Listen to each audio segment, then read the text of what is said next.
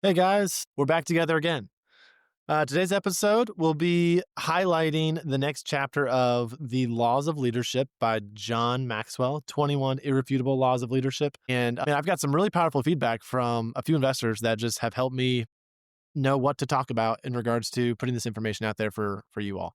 So that's the highlight. Those are the highlights of today's episode. Let's just dive right into the next law of leadership, which is the law of navigation in John Maxwell's book. How do you view yourself?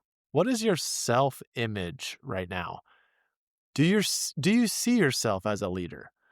Do you see yourself as someone successful? I think that identity that we put in our minds of ourselves is huge. The book Atomic Habits by, I think it's James Clear, one of his overarching themes is the best way to create these good habits is to change your identity. Instead of saying, "Hey, I'm someone that runs," you would say, "Hey, I'm a runner." Instead of saying, "Hey, I can lead people," it's, "No, I'm a leader." So look at yourself and say, "Hey, who are you? What makes up being me?" One other pro tip here is ask your closest friends, "Hey, when you look at me, what are some characteristics or leadership qualities that you see in me? Do you see any positive and negative?" And just get some of that feedback. That could be very powerful. So the leader and the law of navigation here, he doesn't just steer anyone can steer the ship, but it takes a leader to chart the course. I mapped out a few breakdowns of what this means for us. So you got to begin with a destination. And I'm sure you've heard that, start with the end in mind. Where are you going?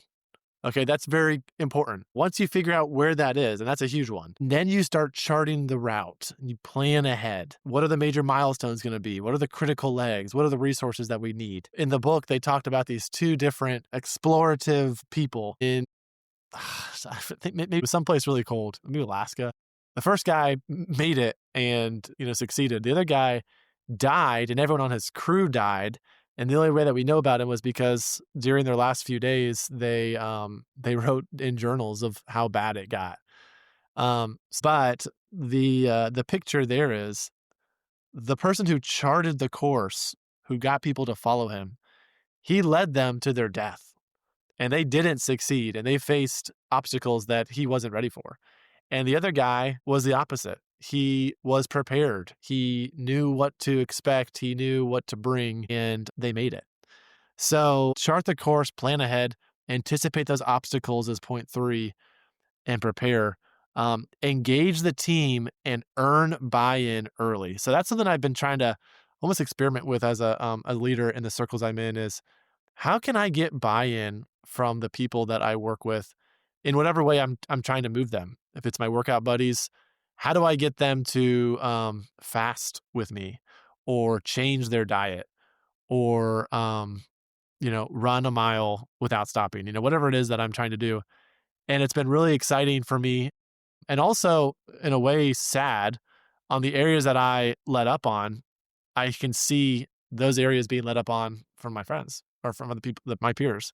In the areas I really push on and lead by doing, it's interesting to see who kind of grabs a hold of that and keeps going with me. My most recent attempt at buy-in has been on a 3-day fast.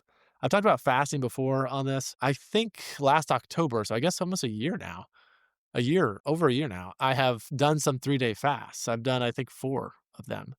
And I'm starting my 5th one soon. And it's not something I like to, shout about and look at me, how awesome I am. I'm doing this thing. I really try to keep it within my inner circles on the timing of when I do it. But it has a lot of health benefits. It has a lot of spiritual benefits. And it even has financial benefits. You're not eating. Um, and it's just kind of a great reset. And I've learned to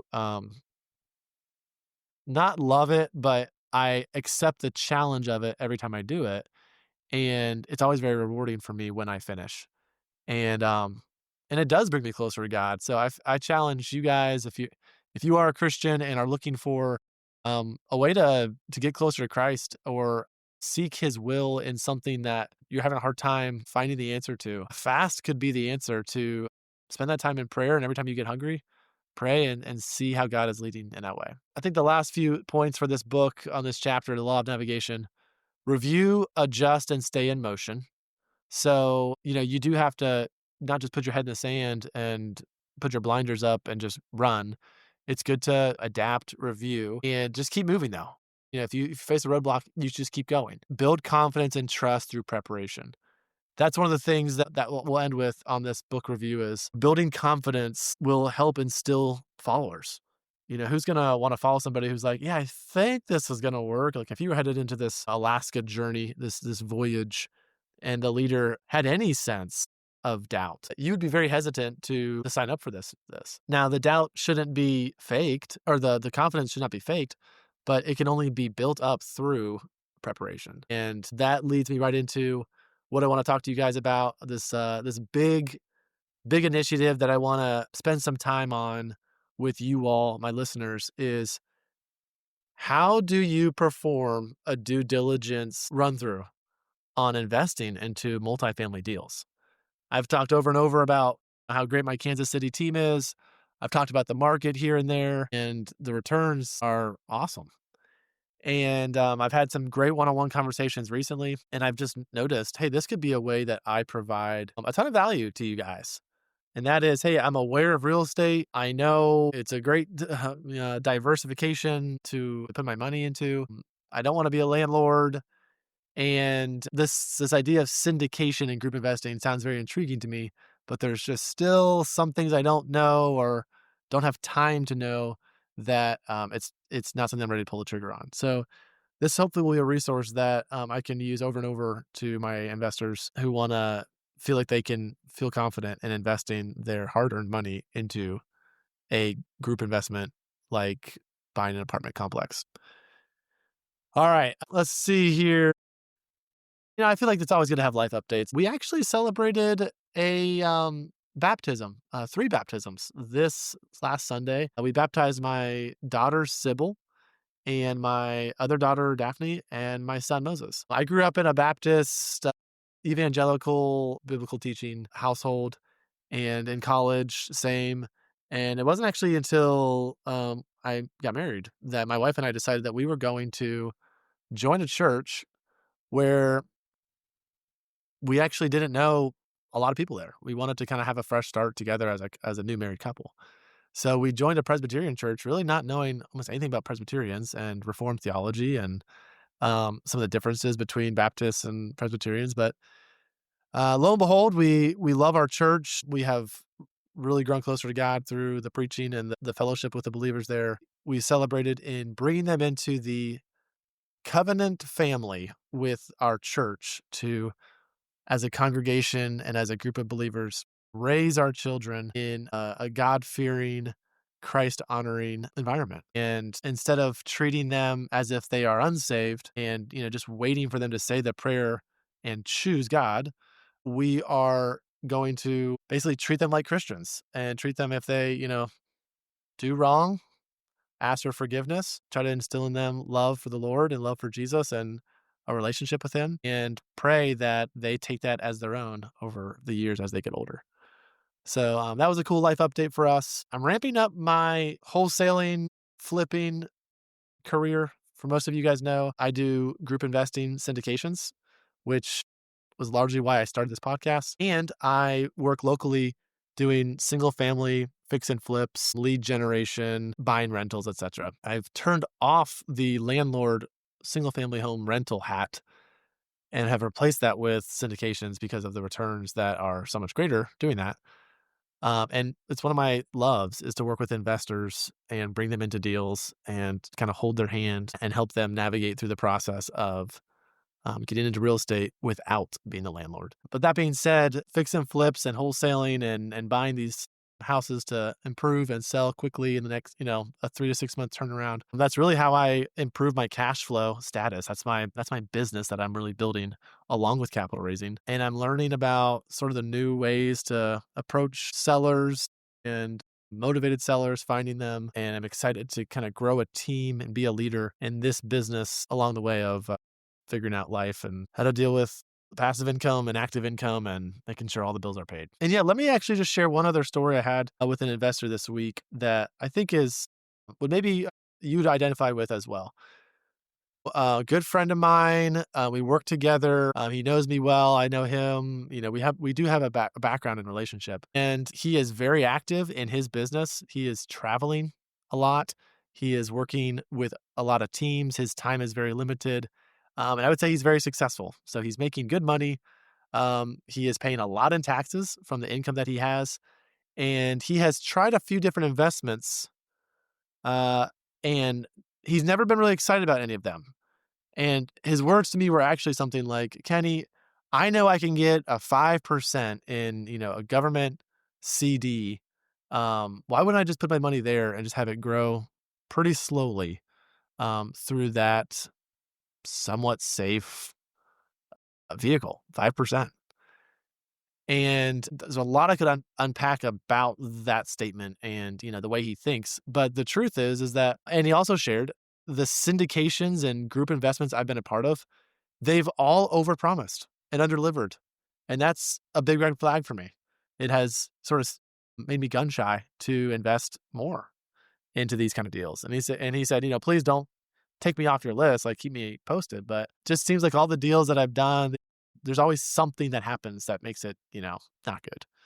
And of course, real estate can have pitfalls. That's kind of the big things to avoid.